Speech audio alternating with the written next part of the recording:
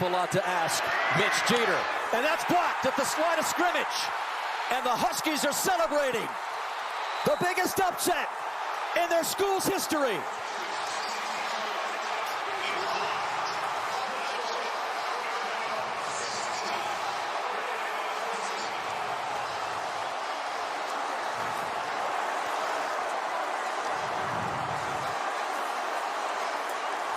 They're back, baby. And I'm not talking about Texas. I'm talking about those Huskies of Northern Illinois who had the audacity to march into South Bend, Indiana and dethrone the number 5 ranked Notre Dame Fighting Irish by the score of 16-14 just 1 week after Notre Dame had their emphatic victory in College Station at Kyle Field against Texas A&M, I must say. It was a very chaotic weekend for college football overall, as week 2 usually is. Alabama struggled with South Florida. Penn State struggled with Bowling Green. Oklahoma struggled with Houston. And week 2 is always like that in college football. And you may ask yourself why that is. Well, in week 1, you have the excitement. You have the hype.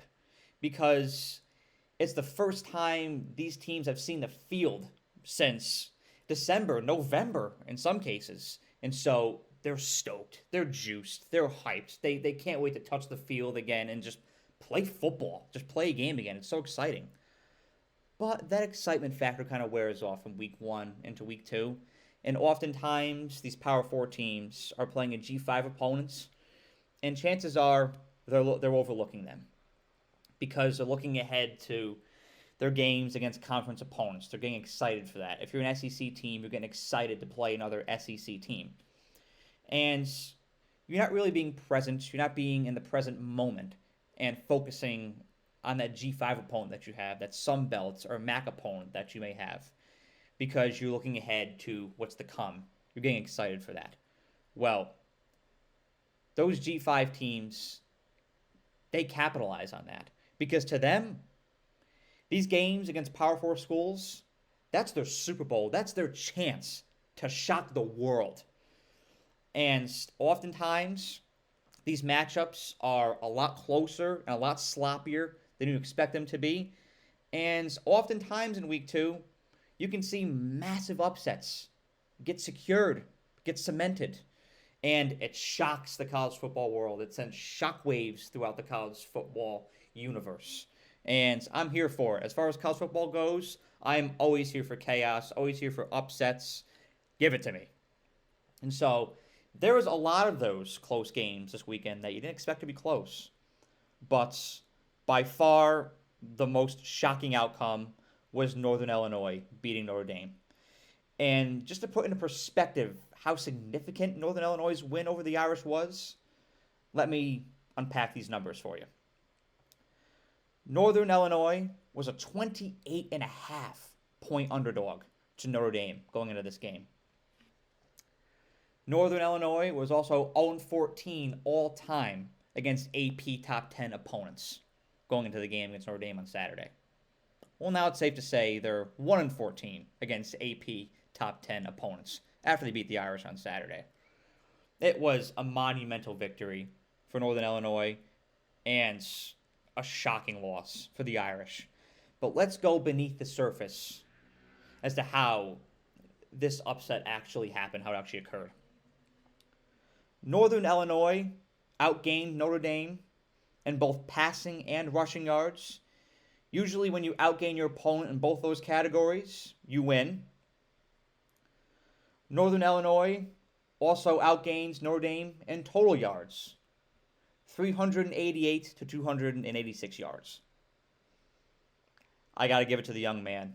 Northern Illinois' running back, Ontario Brown, he had 199 total yards against the Irish on Saturday.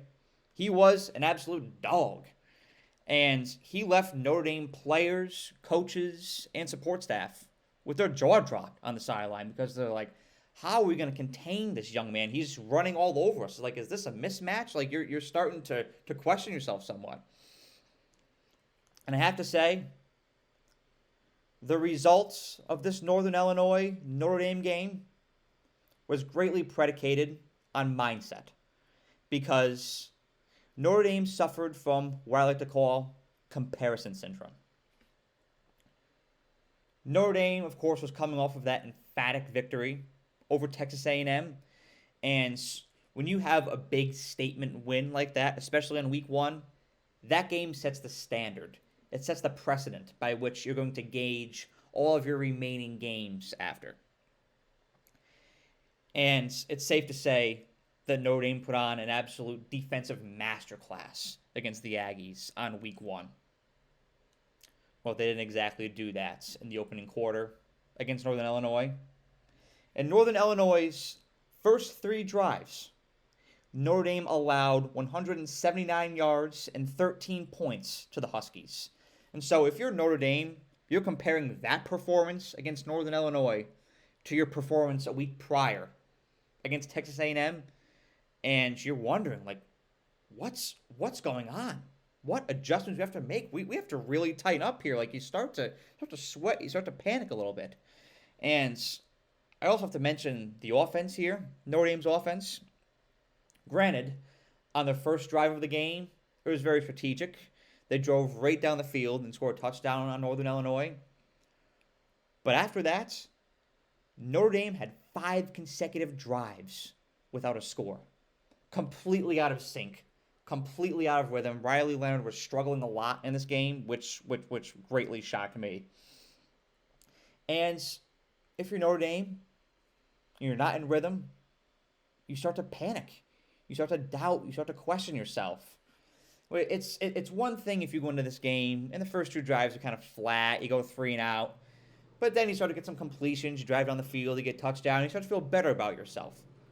But when it's drive after drive after drive after drive, and you're empty, you're dry, there's nothing, there's no rhythm. Rhythm is so important. And if you're an offense and you're not in rhythm, especially if you're Notre Dame against Northern Illinois, you start to panic. You start to question yourself. And when you start to panic, you get tight. You get rigid. You start to doubt your abilities, and you make mental mistakes that you wouldn't make if you're up on Northern Illinois. And if you're Northern Illinois, that's the blueprint. That's exactly what you want to do to Notre Dame. That's your strategy. If you're a G5 team and you're going into a game against a Power 4 team or an independent like Notre Dame, I must say, it's all about backing them into a corner psychologically, putting them into a box mentally to where they get uncomfortable and they start to second guess and they start to panic. Because if you're Northern Illinois, you know you're not better than Notre Dame from a talent standpoint. So how do you beat them? You beat them psychologically. You beat them mentally. You get Notre Dame to the points to where their confidence is going down. They're panicking. They're freaking out. And if you're Northern Illinois, you have nothing to lose because you weren't expected to win this game whatsoever. You were a 28.5-point underdog. This is your moment to shine. So you're loose, and Notre Dame is tight. That's the blueprint. That's how you capitalize on the opportunity. And Northern Illinois did just that. Notre Dame also missed 2 field goals in this game. That's significant in the context of this game because if Notre Dame were to have made just one of those field goals, they would have won. That's 6 points that Notre Dame left just hanging out there. And they lost this game to Northern Illinois by 2 points, 16-14. And so my conclusions, my takeaways from this game, an absolute masterclass by Northern Illinois mentally. They beat Notre Dame from a mental standpoint, which is what you have to do to pull off an upset like this. Northern Illinois is now ranked 25th on the AP poll. And maybe it's a resurgence of the glory days of Northern Illinois, like we saw back in the Jordan Lynch era. It was such a beautiful era, and I was privileged as a 13-year-old at the time to witness that.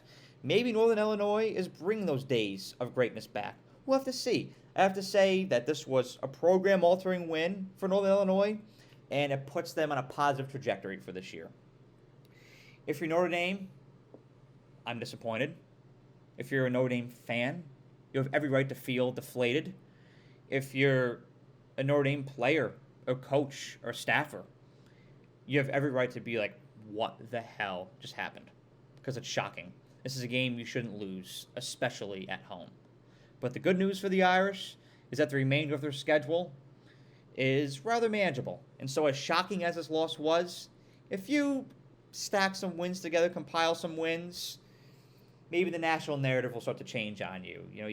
Especially if those wins are dominance, maybe you can start to win the trust of your fans and the general public again, and people will start to consider Notre Dame as a playoff contender once again. Notre Dame still has a 34% chance to make the college football playoff. It's a 12-team playoff, so a loss like this doesn't eliminate you, but it makes it significantly harder for Notre Dame to get back in. With how manageable the schedule is, it is possible for Notre Dame to get back into that conversation, but I cannot emphasize it enough. Notre Dame has to win with style points. They have to win a lot of these games that they have coming up in dominant fashion, and the reason for that is because Notre Dame is an independent. And if they choose to be an independent, that's their internal decision, and I respect it.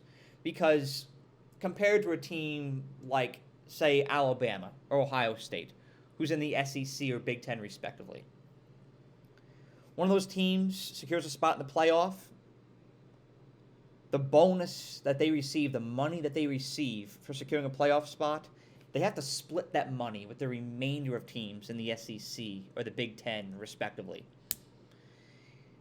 If you're Notre Dame, you keep all of that money yourself because you're not in a conference. You don't have to divide it up among other members. It's all yours. If you make the playoffs, that money, that bonus, it's all yours. I explained that in a video that I made earlier in 2023. But the trade-off is that Notre Dame gets criticized and evaluated harder by the college football playoff. A 9-3 LSU or a 9-3 Penn State team could still make the playoff because their schedule is harder. Notre Dame can craft their schedule to their liking. They have more control because they're not in a conference. But because they're independents, they are able to retain more money from making the college football playoff, and they have more control over their schedule because they're not in a conference. They have to win their games in more dominant fashion, and a 9-3 Notre Dame has less of a chance of getting in than a 9-3 Alabama or Georgia or Ohio State or Michigan for that matter. Notre Dame has to be at least 10-2, preferably 11-1 or 12-0 to get into the playoff. So they have to win these games in dominant fashion, and they have to win out, including that USC game in late November. They have to pull that game off. They have to pull all these remaining games off. It's possible for Notre Dame. The dream is not dead, but there's work to do. Notre Dame has to make its statements, and they have to string these victories together moving ahead. Have a great day. Thank you so much for watching this video. I really appreciate you and the time that you took out of your day to watch the video, and if you enjoyed it, please be sure to like the video and share it, as well as subscribe to The Era.